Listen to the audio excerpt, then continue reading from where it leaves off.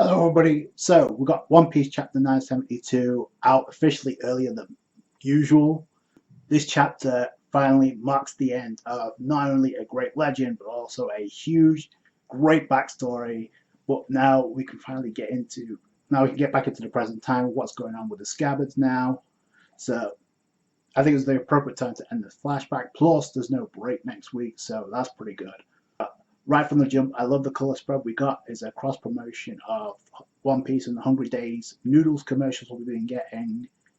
I also kind of think would have been appropriate to add Vivi, Ace, and Whitebeard in there.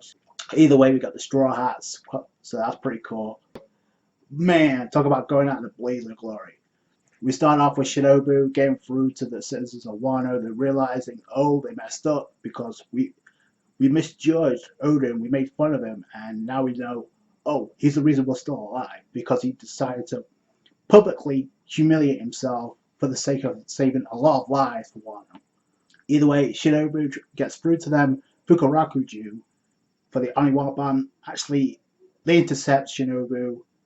Fukurakuju, it's like, oh, you had to have known what was going to happen. Now you decide to open your mouth. You've revealed you're a part of them. I like how Shinobu pretty much says, if they're going to die, I'm going to die along with them. I no longer a part of you. So that's possibly setting up a potential showdown. Shinobu having a showdown with Fukurakuju. Either way, the citizens of Wano like banding together and like trying to spread the message so they can try and put a stop to the execution. But Orochi's having none of this. In fact, you have one of the members of the Oniwaban actually shoot somebody in the crowd with an arrow, and I'm pretty sure it's a poison arrow. So at the very least, he's going out, recognized as a hero. But as this is going on, you see like arrows being shot out. That's giving the news to those around worldwide. You see Yasui open up a message, and Oden continuing to maintain this strain and holding on to. You knew he was going to make the deadline, but it still didn't make it any less epic. So then you have like the crowd with Oden. Thank you for protecting us. Oden's like so appreciative. He's so forgiving. It's like, yeah, cool. I'll persevere for you. A very Luffy mentality to have. So then we get one of the most crucial parts of the chapter with Oden's message. We knew we were going to get a Whitebeard moment, and it did not disappoint, I don't think.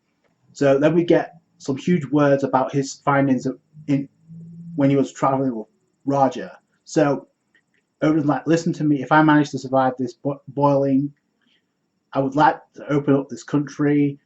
But then Orochi's like, what's he blabbering about? And then Kaido, you see an expression like very perplexed, but it looks like he's very concerned about this. The Scabbards like, yo, you said something about this before, about what did you learn about the Great Sea while you was at the Great Sea? And Oden says, long ago, the ones responsible for closing this nation from the rest of the world were the Kozuki clan. And it was to protect Wano from an external threat. Now, we don't know what threat that was. We may find out in the present time.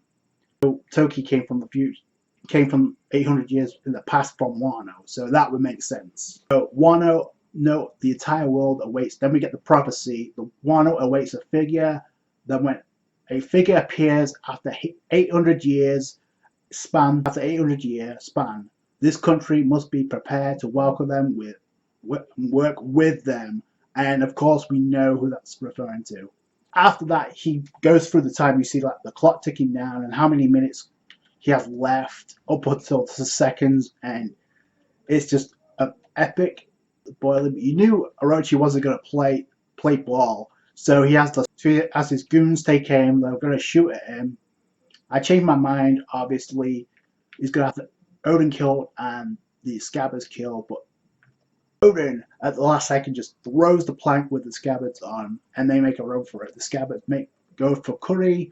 Shinobu gets away from Fukurakuju, so they make it out. And now each of the Scabbards are having memories. We get flashback panels of where they got introduced to Oden, and for the first time we actually see Akiko crying. I think this is the first time she's been crying since her separation with Izo.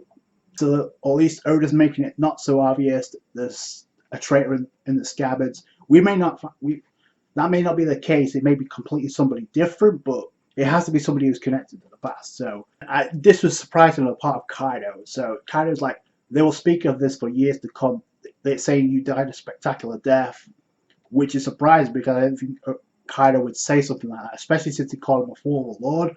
But I think over this execution and this battle, he gained Kaido's respect, if that was possible. For all I care, my soul will live on. I'm going to say something in a minute about that quote because it's very synonymous when it comes to One Piece.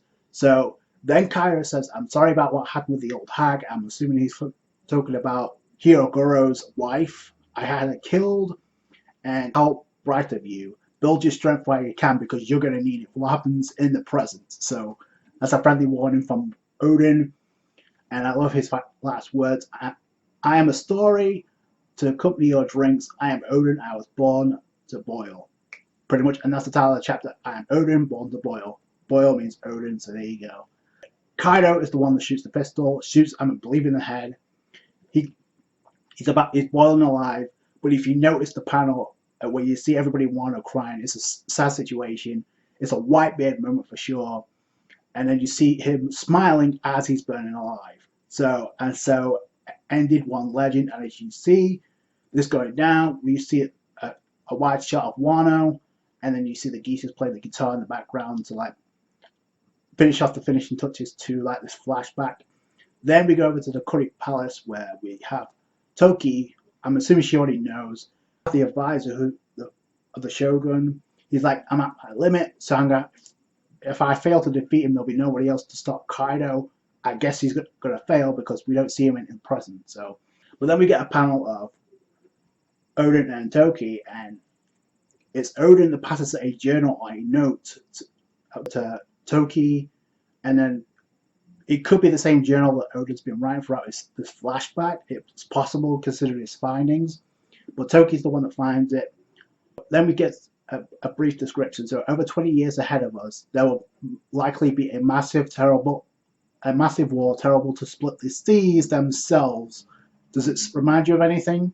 Another 20 years, primary figures of this great war will muscle their way into the New World, and of course we know that's referring to the Straw Hats, because they entered the New World, so they knew what was going to happen.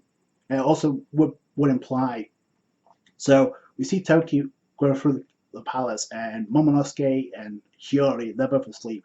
Hiyori looks very comfortable, but if you notice Momonosuke, he's crying, so I'm wondering, is that something to do with his observation haki, like we saw in Zou?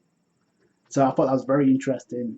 Anyway, whatever the note was, typically she ripped it up. Toki ripped it up, threw it away, so we don't get to see what's in that note.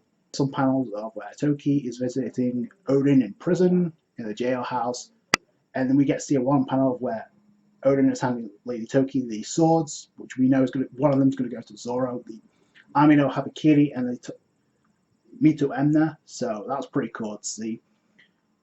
And what's very perplexing, and I'll get to why, when Oden says my soul will live on, we get another speech here about Toki, when Oden's like, aren't you sad that it's a death sentence? And Toki's like, who said you were going to die? And that's my wife. Now, it wasn't Oden saying that, but it was Toki. The fact that she said that, she couldn't be thinking about his soul moving on into the afterlife, but the fact that Oden says my soul will live on, and the fact that he says you're not going to die. Roger said the same thing to Rayleigh before he got executed, and we know. And if you think about it, the way Roger went out with his facial expression, with him smiling. Remember what Whitebeard told Blackbeard back at Marineford? It's like, teach Roger you're not the one that Roger's waiting for. So we know it's applying to. And let's see when we get to Raffle, possibly in Wano, they'll be the one to open up the borders to Wano. What happened to Kaido during his battle with his time as the Rocks after they disbanded, because it seems like he has some respect for Oden by the end of this. But then the chapter ends with Toki's like, I'm not going to cry. It'd be a laughing stock if anybody saw me. We are not your weakness. Look ahead to 20 years in the future. The story head was the present day. So it comes out normal time. It comes out March 1st. So, like I said, there's no break, and we're going to present time, and it's still 1 at 3. At some point this year, Oda is going to go to what happened. He's going to explain what happened to Boa Hancock, Sabo, and Vivi. So either, like I mentioned before, either Wano ends this year somehow, or we get another world building chapter between another act of Wano.